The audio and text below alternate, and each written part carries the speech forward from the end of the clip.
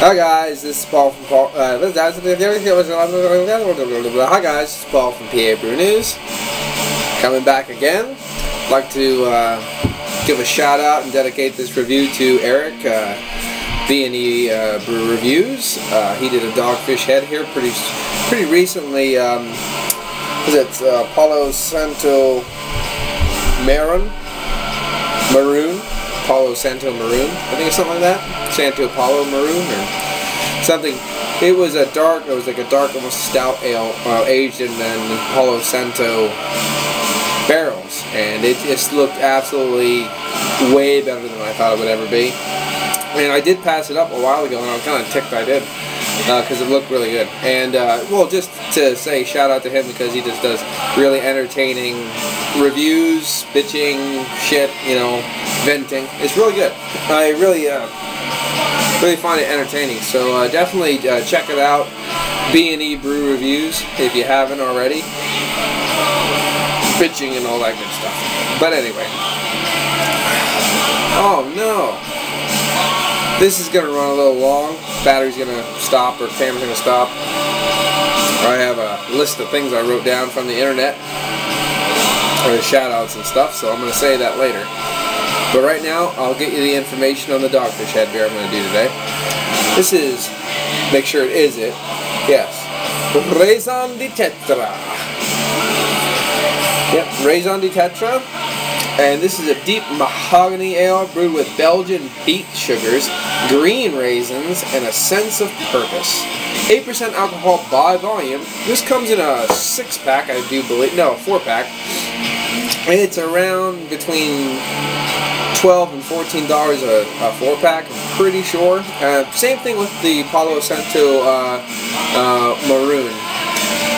That does the same thing, about 12 to 14 a 6-pack. I think it's not Maroon, it's Maroon. But anyway, I have no idea. Anywho, I told Eric that I would do this one next after I watched his, so here we go. Right now, I told him I'm doing Beer Diet October. I'm doing a dry day, and then I'm doing 2 small beers or 1 big beer, and then having a dry day and just going through. It'll still work out to around 31, you know, whatever, 32 reviews or whatever. It depends on how it works out, you know, whatever. Doing a beer review, honey. Got 30 reviews, and in case they're big bottles, and then I'll do less. But yeah, this is a big boy. 8%. Yeah, you'll feel it. So I got this since it's kind of with all the different sugars added and stuff. We want to get maybe a Belgian style. I wasn't sure. Play with it a little bit, see what kind of head we can get. Pinky head, and mahogany is correct. Wow, this almost looks like a barley wine, that kind of consistency. It looks like it has a mouthfeel to it. Just watching these small, tight bubbles swill to the surface, it looks thick. Really nice looking. Not a nice mild carbonation going through this. It definitely seems lively. Let's get a smell on it. Definitely you're getting nice hints of really sweet caramel. You're getting all these caramelized sugar notes. Definitely picking up the green raisins. Nice dry green grapes. Those beet sugars are really sticking out. It's almost like a corn sugar kind of a quality. I'm not really sure how to place it. Definitely a candied sugar. Yeah, that stewed raisin kind of qualities. And it's not a white wine. You're getting a very slight grape juice quality, and it doesn't really borderline that Chardonnay or anything like that. It sticks more to that fresh grape juice. Slight bit of bread. Yeah, there's a slight bit of a doughy bread mixed in with all that sweetness. I mean, there's a lot of sweetness going on. A slight hint of an alcohol, almost like a brandy-esque perfumed alcohol. Bathroom. Anyway, let's get into it. Cheers.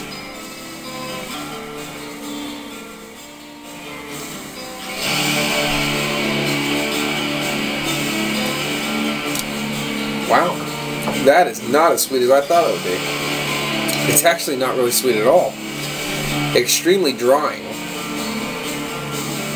You're getting the meat, almost a meat quality. Because I've eaten beets, and you almost get that in the taste, this kind of meaty beet. There's an earth tone to the whole taste of it. That must be from the hops. Or the beets, actually. Because, I mean, there's a real earth tone to it, and it's dry. Drying. There's no real bitterness to speak of.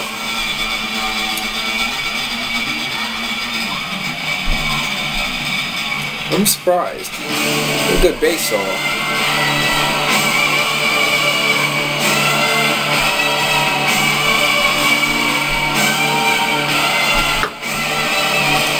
It's more of that high ABV box sweetness, not like a big barley wine or anything. It plays on your palate to give you those little faint notes of all those little sweet characters, but it never borderlines that luscious sweet quality that you want. You're like, come on, come on, come on, come on, come on, and it never does it. It's just that it goes away, and you're like, oh fuck. But it really wants you. I would love it if there was more sweetness to this, because it just isn't.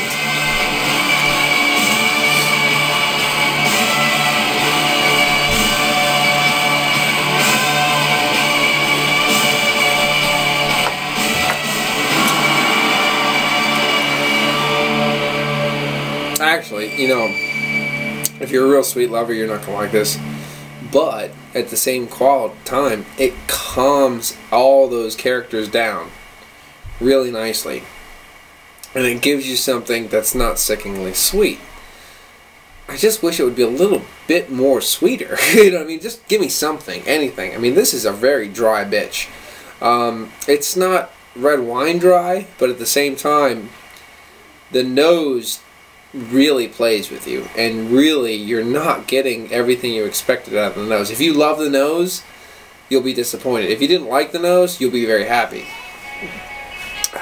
This is a very perplexing one, because the initial aroma gives you a lot of sweet characters. There's not really much in there. They transform into more of the toffee-ish roasted caramels. Yeah, that kind of dough quality, that faint underlined, kicks up, and it becomes more of that nice toasted bread quality. You do get a little bit of that beet earthiness, and you get the faint whiff of those grapes, those raisins, those green raisins, but that transforms into almost that underlined white wine quality. It finishes extremely dry, but leaves you with no actual off characteristics, which makes it very nice. And it really hides the 8% very, very well.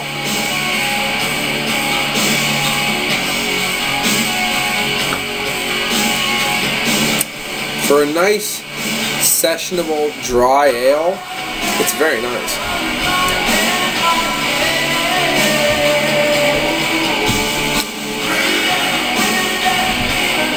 A little bit of alcohol legs, just a touch of lacing, really. But it definitely leaves those alcohol legs. They start forming around 7%. You'll start to see the alcohol legs more so than the lacing. I love the smell. The smell, if it was just a little bit bumped up, I'd love it. I don't know if it would just ruin the whole dynamic of the ale, though, if that was sweetness just bumped up a little bit. But right now, I'm going to get this. Okay, here's a list. I know, lists, they suck. But, Cafe. Filling with brew. Nate, Under the Table Brewing. Seattle Marks, Joint 5. Intermezzo, 1257. Jay from Ronald Theriot. Goddard Radio Moscow. Cool stuff. Have fun when you go to Germany again. Imbibe Hour. Maria Devon from over there in Lakewood, New York. Ryan Raison, of course. Thumpy Joe Jr. Jameson. Nice brew you just made. DJ and Johnny. You can't actually say anything about that. You just... Bear Beer Review, all the way over in England land. Minty Beer Reviews over Scotland, I believe. And that Scoosy 67, the one in the one review I was trying to say your name. Mike May. Yay for Beers over there in western Pennsylvania. And of course up there in northwestern Pennsylvania, Maury from Better Beer Bureau. Erie Better Beer Bureau. And S.J. Poor and Mrs. Poor from somewhere in Pennsylvania. Greg's Beer Review. Eric from B&E. We all know that. Below Me. Below Me. And then Stu and Andrew from Ginger Ale Trail. They're brothers. They're crazy people. Tactical Homebrew. I don't know if that's a peccary or a javelina hog. I don't know what a peccary is. I think it's kind of hog thing, but it's really drunk. It's drunk. Average Joe. Call your name above Average Joe. Jens. You gotta love Jens. He's a fucking master.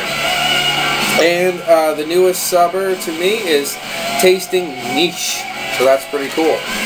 Anyway, I made a list and I said people on. How about that? Now the newest thing, I'm going to get on my soapbox here. Oh, okay, up on my soapbox. YouTube fucking sucks. I mean, I love YouTube. I love the BrewTube. I love the BrewTube community. But they're really fucking weird. I don't know. There's something about it. They're not showing me new subs. When you go to the subs on your page, the people that sub to you, they're not showing all your subs. I think I have now 126, which is fucking awesome. It shows me about 30. Well, that's not 126, is it?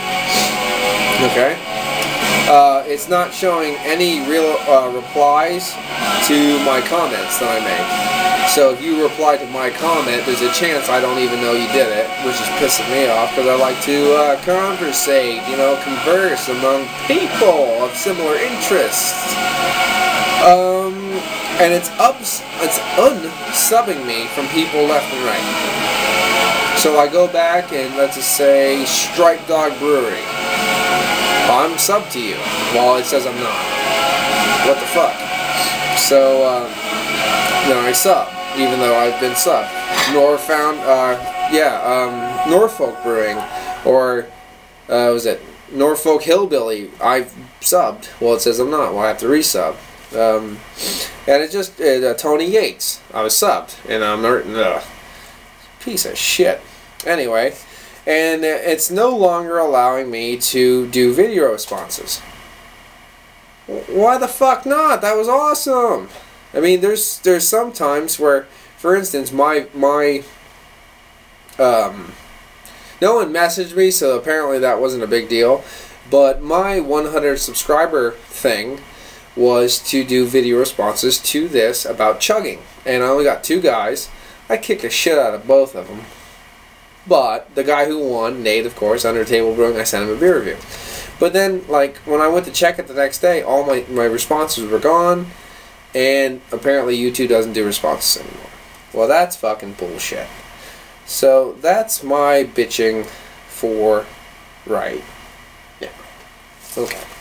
I did it. I wrote it down, wrote down my problems. I'm stepping on broken glass because my goddamn Plenty of the Elder bottle fell and smashed on the floor, which I'm pissed off about, so I put it up there. It's up there. Here's my snake skin that I found here. That's pretty cool.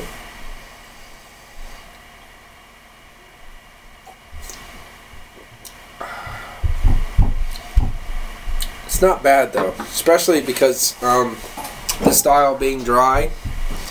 Let's see what we got. 45 fucking seconds. Well, because the style is dry, if you come into this smelling the nose, and you're going to be disappointed. You really are. But if you like the kind of drier style, this is really good. I'm going to give this a solid 8. 8 out of 10 for Raison de Tetra from DogFish Head Brewery, and it comes in at 8%. And I think they're from Milton, Delaware. Oh my god, 45 seconds! This has been Paul from PABrewNews. Cheers.